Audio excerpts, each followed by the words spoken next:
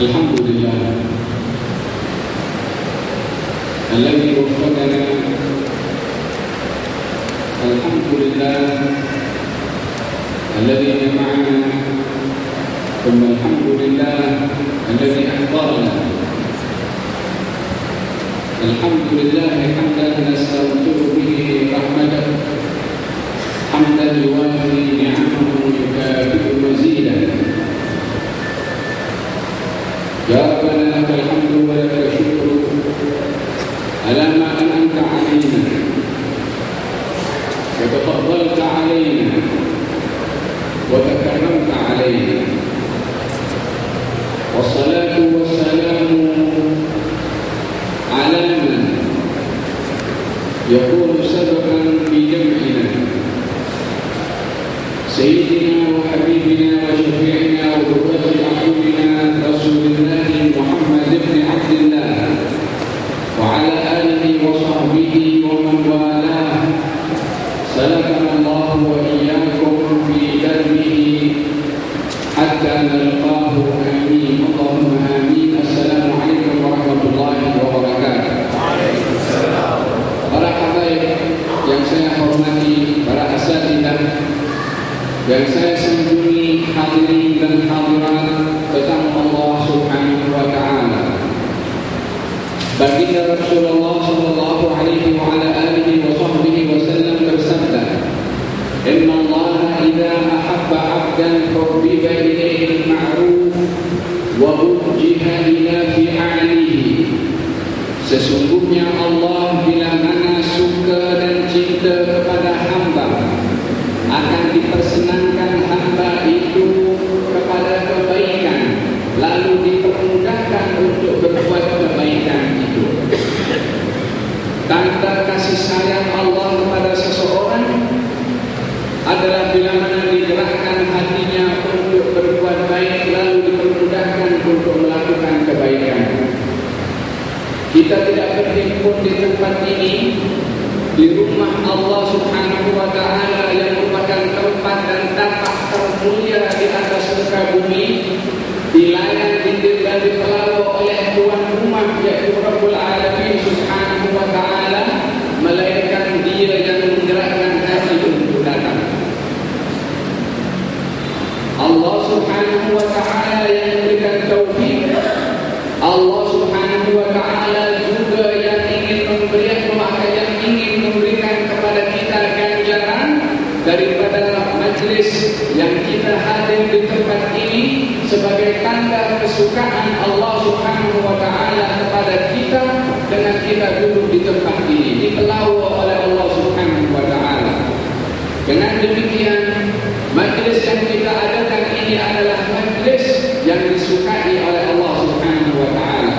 Bila mana Dia berkehendak untuk meletakkan salah seorang daripada kita di tempat yang dimurkai oleh Allah Subhanahu wa taala, maka ianya adalah merupakan satu perkara yang mudah untuk berlaku kepada sesiapa bila mana Allah berkehendak untuk berlaku perkara yang sedemikian. Akan tetapi Allah membawa saya dan semua yang hadir di sini untuk berada di rumah menjadi tetamu kepadanya, dipelawak olehnya, tanda taufik, hidayah, kasih sayang daripada Allah. Maka kita meluahkan rasa terima kasih dan syukur jauh daripada lubuk kita untuk mengucapkan Alhamdulillah, dan berharap kepada Allah seperti mana memberikan kepada kita nikmat pada hari ini untuk berada di tempat yang disukai oleh Allah, supaya dikekalkan kasih sayang Allah itu kepada kita untuk kita sentiasa suka dan mencari kepada tempat-tempat yang sedemikian, agar supaya kasih sayang Allah Subhanahu wa taala itu berterusan kepada kita. Dan bila mana Allah Subhanahu wa taala ingin tahu siapakah di antara hamba itu yang disukai juga oleh Allah Subhanahu wa taala, adalah hamba itu bila mana dipersenangkan untuk berzikir kepada Allah Subhanahu wa taala. Nabi Musa alaihi salam bertanya kepada Allah, "Ya Allah, tunjukkan kepada aku siapakah hamba-Mu yang Engkau sukai." Allah menjawab, "Ya Musa, idza ra'aita 'abdan akthara min dhikri fa'lam anni uhibbuhu wa adhinu lahu." Wahai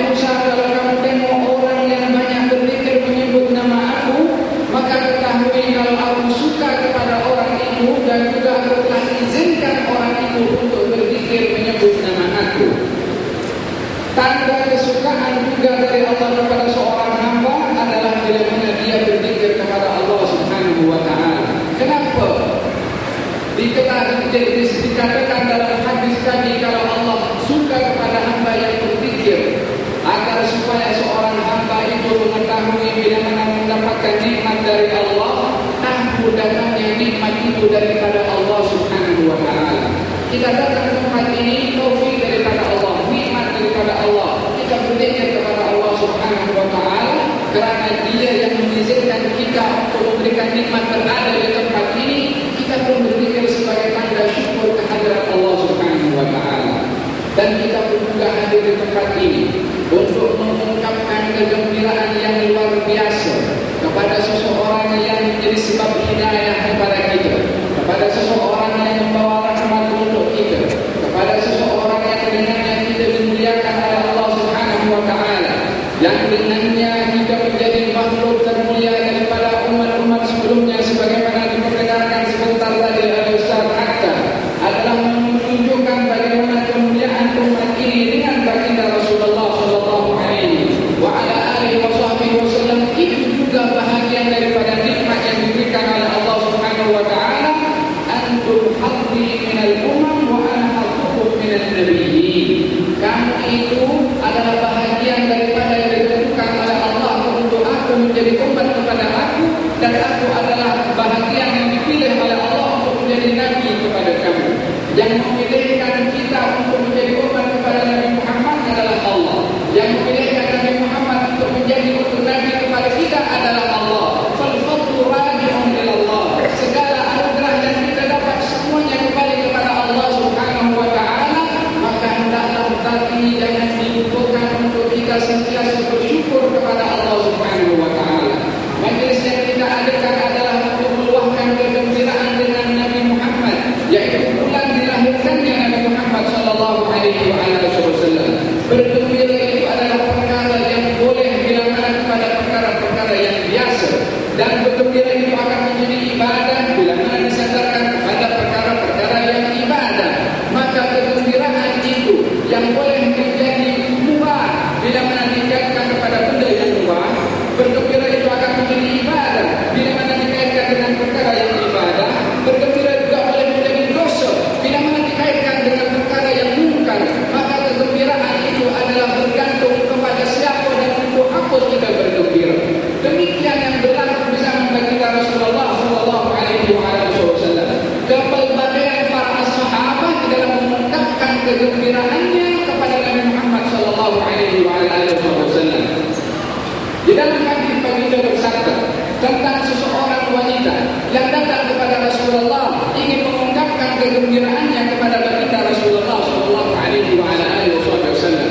Mengatakan, ya Rasulullah, saya bernadar kalau kamu kembali daripada peperangan ini dengan selamat, saya akan pukul kompak di hadapan kamu kerana seronok dan gembira kamu balik dengan selamat. Kata baginda Rasulullah sallallahu alaihi wasallam bersabda, "Aufi binadri." Tunaikan nadarmu itu. Nadar di dalam hukum fiqh adalah tidak dibenarkan kecuali kepada perkara ibadah. Tidak ada nadar untuk perkara yang mubah. Tidak ada yang dibenarkan. Saya bernadar untuk naik kereta. Naik kereta hukumnya mubah, tapi nadar berkaitan dengan ibadah. Memukul tompang pada hakikatnya adalah perkara yang mubah, tetapi bila mana dikaitkan dengan perkara ibadah, maka perkara yang mubah boleh menjadi ibadah. Dalam hal ini disuruh aufi binadri, tunaikan nadarmu. Kalau perkara itu yang mubah, tak perlu untuk ditunaikan nadarnya, karena perkara mubah tak ada kaitan dengan nadar. Tapi karena dikaitkan dengan perkara ibadah, maka pukulan kompang yang hukumnya mubah naik taraf menjadi ibadah. Sebab memukul kompang kerana gembira datangnya Rasulullah selamat, bergembira datangnya Rasulullah selamat bagi wanita tersebut adalah merupakan satu ibadah. Maka Nabi suruh aufi binadri, tunaikan nadarmu untuk pukul kompang yang awalnya mubah, tetapi kamu kaitkan dengan selamatnya aku balik ke negeri ini. Pukul di hadapan aku kompang itu, dipukul di hadapan Nabi sallallahu alaihi wasallam, sementara Nabi mendengarkan pukulan kompang seorang wanita di hadapan baginda Rasulullah sallallahu alaihi wasallam. Ini adalah salah satu contoh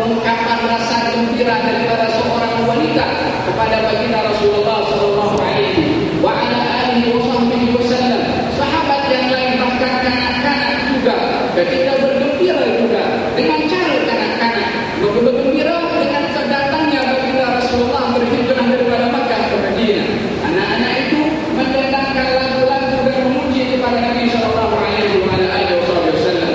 Maka baginda Rasulullah sallallahu alaihi wasallam duduk ataupun berdiri melihat kepada budak-budak kecil itu, perempuan atau kanak-kanak perempuan yang bermain sambil mendendangkan syair-syair di hadapan baginda Rasulullah, ditunggu di hadapan baginda oleh baginda Rasulullah sallallahu alaihi wasallam sampai budak-budak itu selesai daripada mengucapkan syair nahnu berjawari min jariyah Muhammadin al-Jari, kami ini anak daripada keluarga Bani An-Najjar, sungguh selamat dapat berjalan dengan Nabi Muhammad karena Nabi berhijrah ke kota Madinah. Apa salah duduk tengok kepada budak-budak itu?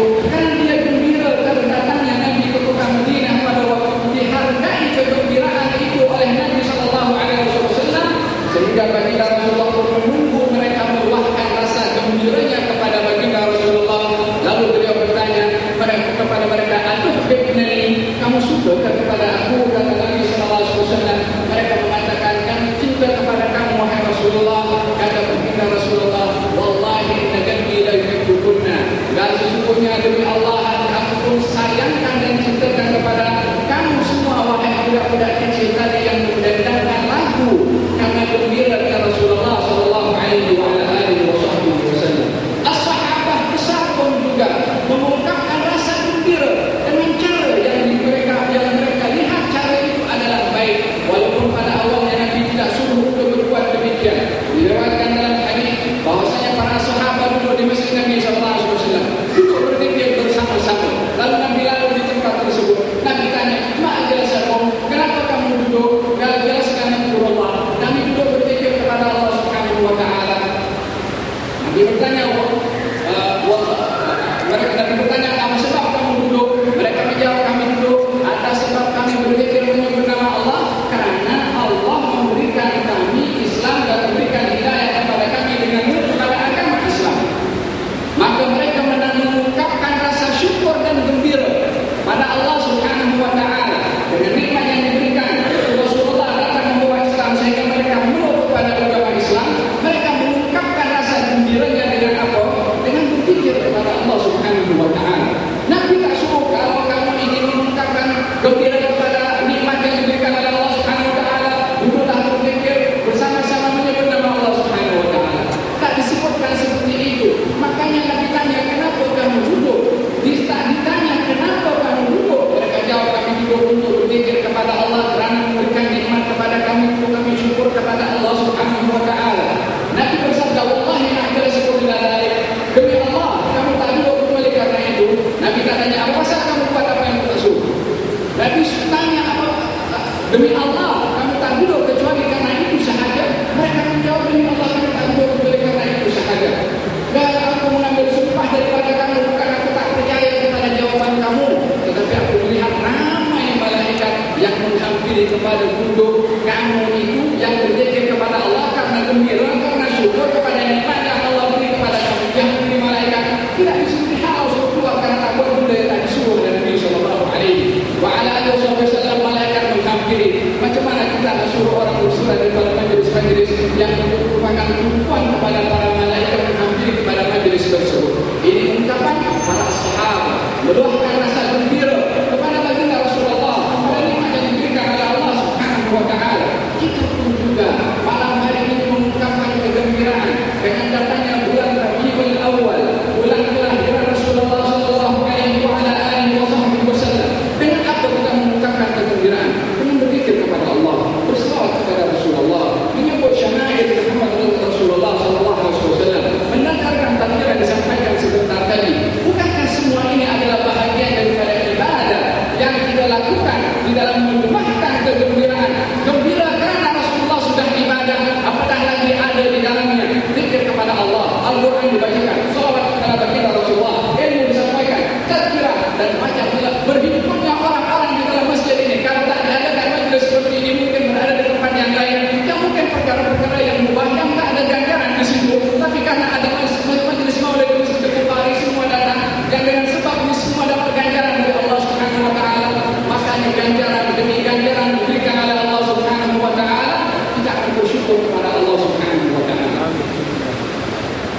syukur kita kepada Allah dengan dipilihnya kita sebagai umat kepada Nabi Muhammad, dan dipilihnya Nabi Muhammad sebagai Nabi untuk kita, membutuhkan kepada kita adalah tuntutan yang berat.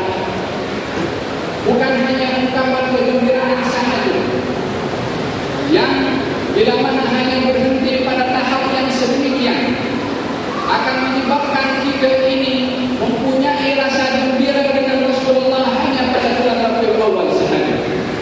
Ingatan kita kepada Rasulullah hanya bulan Rabiul Awal sahaja. Sementara kita disuruh mengingat kepada orang yang namanya itu diingat, disebut sebelum ada wujud makhluk pun. Sebelum mana-mana makhluk diciptakan oleh Allah Subhanahu wa ta'ala adalah Nabi Muhammad sudah ada. Kuntu nabiyyan wa Adam lam yunjadil fi tinati. Saya ini menjadi nabi sementara Adam masih berada di antara tanah dengan air. Sebelum sempurna Nabi Adam dicipta oleh Allah, sebagaimana dalam Mustadrak Imam Hakim meriwayatkan daripada baginda Rasulullah, aku sudah menjadi nabi. Tidak mengatakan saya sudah ada, tidak mengatakan saya tahu. Kuntu nabiyyan, aku dah jadi nabi sementara Adam masih belum sempurna ciptaannya. Kedudukan kenabian itu yang secara fisikal dimulai Nabi Adam, tapi secara hakikatnya dimulai oleh Nabi Muhammad sallallahu alaihi wasallam. Maka wujudnya kenabian dimulai oleh baginda Rasulullah sementara Adam masih belum sempurna, dan penutup kenabian itu adalah ditutup oleh Rasulullah sallallahu alaihi wasallam. Walihada Ahmad Al-Arifin mengatakan bahwasanya gelaran yang diberikan oleh Allah kepada Nabi Muhammad itu adalah khatam atau khatim. Ada dua bacaan, khatam dengan khatim.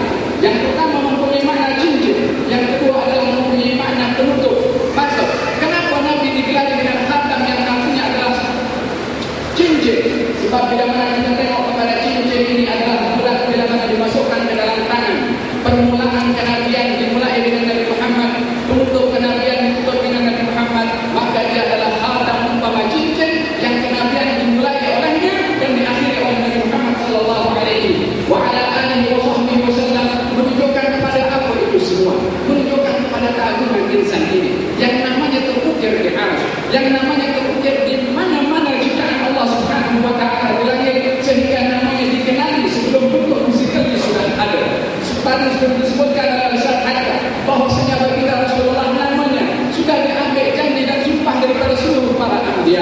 Kalau para rasul itu ada 25 orang, para nabi jangan tanya berapa banyak para nabi yang terlalu banyak diutus oleh Allah Subhanahu wa ta'ala yang bukan merupakan rasul pun diambil janji yang sama kepada para rasul untuk beriman kepada Nabi Muhammad sallallahu alaihi wasallam. Namanya disebut zaman Nabi Adam, namanya ada pada zaman Nabi Nuh, namanya ada di zaman Nabi Ibrahim, namanya ada di zaman Ishaq,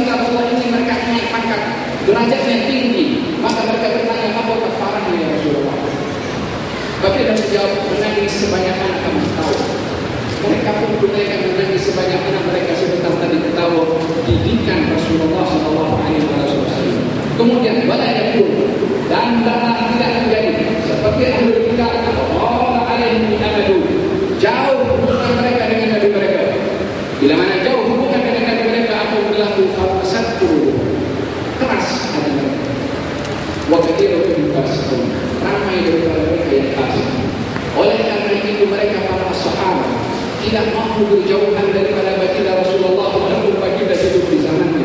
Nak dibandingkan dengan kita yang 1400 tahun lebih yang tidak melihat kepada baginda Rasulullah, bahkan negeri kita pun adalah amat jauh daripada negeri Rasulullah, zaman kita amat jauh daripada Rasulullah, hubungan kita sebagai umat yang jauh daripada Rasulullah secara fisikalnya, akan tetapi baginda Rasulullah menghendaki kepada umatnya tidak mahu jauh daripada Rasulullah sallallahu alaihi wa ala alihi wa sahbihi wasallam. Demikian yang diterjemahkan dan ditampilkan serta dipersembahkan oleh para sahabat untuk tidak mahu berjauhan dengan baginda Rasulullah sallallahu alaihi wa ala alihi wa sahbihi wasallam.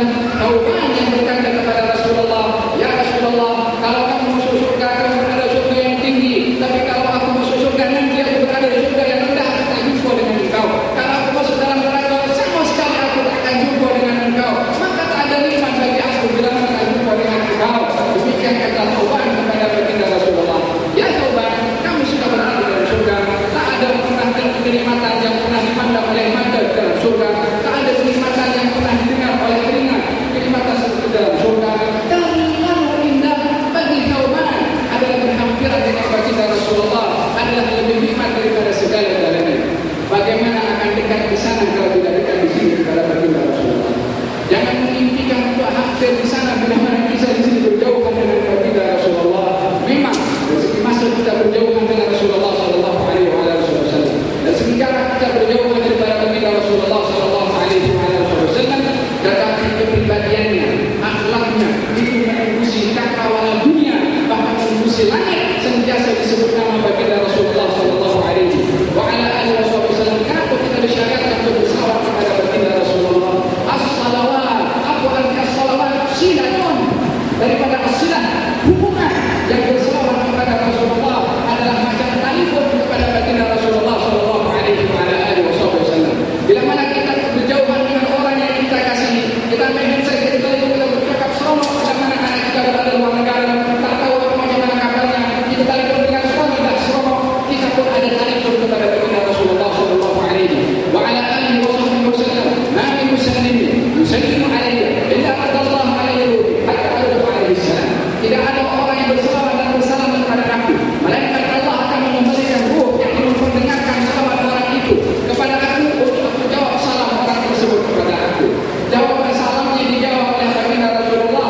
Hubungannya masih ada dengan baginda Rasulullah yang tidak tertakluk kepada zaman, yang tidak tertakluk kepada makanan atau tempat, yang tidak tertakluk kepada apa saja. Hubungannya terlalu amat luas. Stesen yang disiarkan melalui Rasulullah sallallahu alaihi wasallam adalah teramat kuat. Mungkin lain tidak yang tak kuat untuk kontak dengan Rasulullah sallallahu alaihi wasallam, tapi lainnya Rasulullah, lain Rabbani, lain yang diberi oleh Allah subhanahu wa ta'ala. Jangan ditanya kuatnya. Lain kita yang lemah atau bateri kita yang low, tak boleh merasakan bagaimana hubungan dengan baginda Rasulullah sallallahu alaihi wasallam.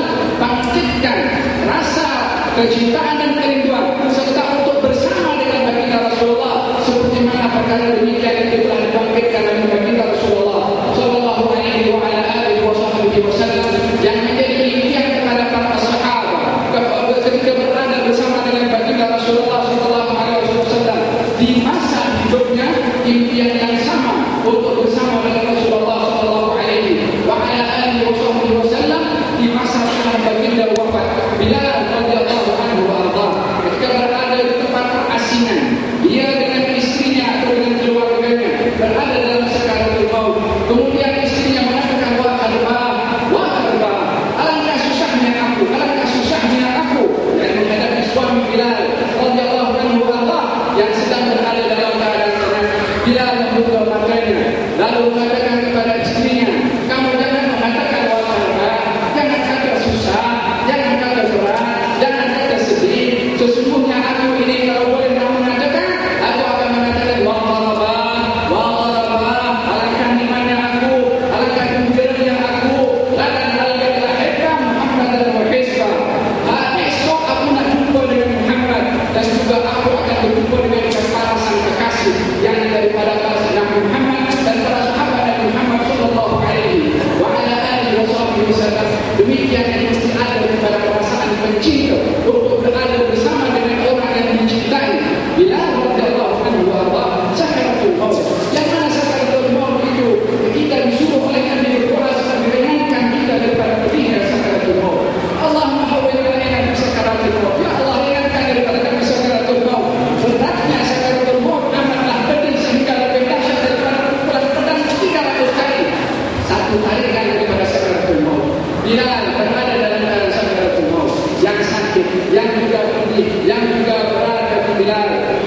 kerinduannya, cintanya mengalahkan kepedihan.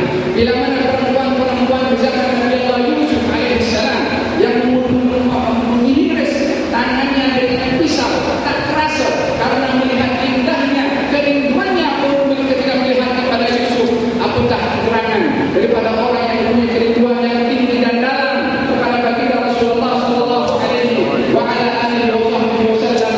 La sakaratul maut la akhu sakaratul maut, tidak dapat dirasa disebabkan kerinduannya itu adalah amat tinggi kepada Bilal, mengalahkan sakitnya pedihnya sakaratul maut. Demikian keadaan sang pencinta, demikian keadaan orang yang mengasihi kepada baginda Rasulullah sallallahu alaihi wa ala alihi wasallam. Sayyidina Abu Bakar As-Siddiq radhiyallahu anhu warḍah, ketika berada dalam keadaan sakit dan dengan sakitnya itu dia meninggal dunia, beliau berkata, melihat kepada dirinya adalah berusia 63 tahun. Beliau mengatakan ini adalah usia wafatnya Rasulullah sallallahu alaihi wasallam. Sehingga dalam usia yang akan meninggal dunia adalah usia yang sama dengan baginda Rasulullah sallallahu alaihi wasallam. Ditanya hari ini hari apa? Hari Isnin. Dia mengatakan saya berharap agar supaya Allah dapat mengizinkan saya berjumpa pada hari esoknya, hari Selasa. Tak nak mati hari Isnin. Pasal apa tak nak mati hari Isnin? Bukankah hari Isnin meninggalnya Rasulullah sallallahu alaihi wasallam ada kepada baginda Rasulullah anak Samul. Bukankah sehari setelahnya tak nak mendahului seakan-akan mendahului kepada Rasulullah. Tak nak berdiri sama antara anak Samul seakan-akan menyamai kepada Rasulullah. Nak hari setelahnya seakan-akan next selepas Rasulullah sallallahu alaihi wasallam.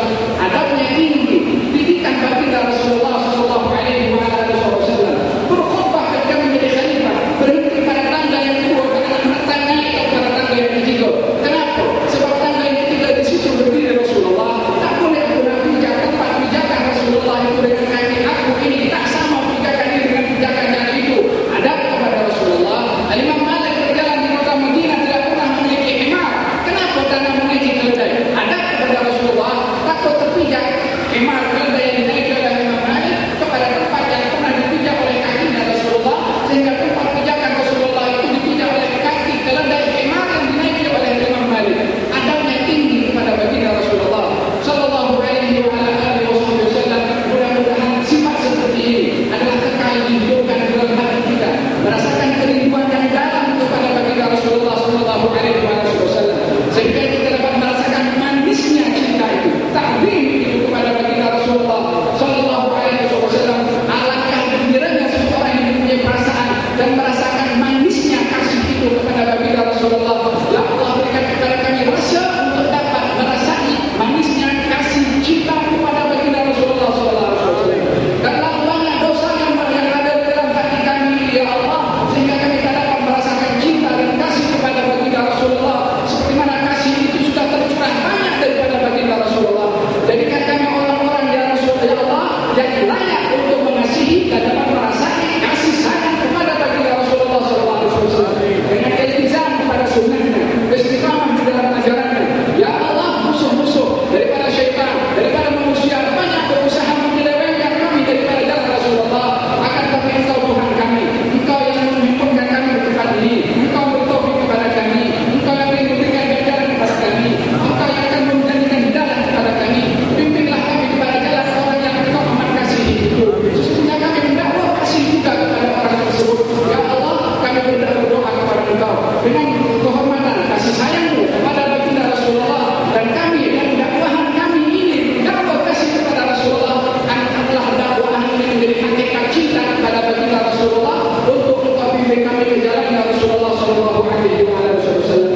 Allahumma hdina bi hudaka wa ja'alna mimman yashhadu fil haq wa la tudillna waliyan siwak wa la taj'alna mimman khalafa amraka wa nasab. Allahumma barik lana fi jam'ina hadha. Allahumma ighfir dhunubana wastur qulubana wa la taqbalna ila al-fadhiha. Ijma'na ma'al habib sallallahu alaihi wasallam fi dunya wa 'inda al-wafa wa fil barzakh wa fil akhirah wa fil jannah ya rabbal alamin. Sallallahu alaihi wasallam Muhammad wa ala alihi wasallam. Assalamu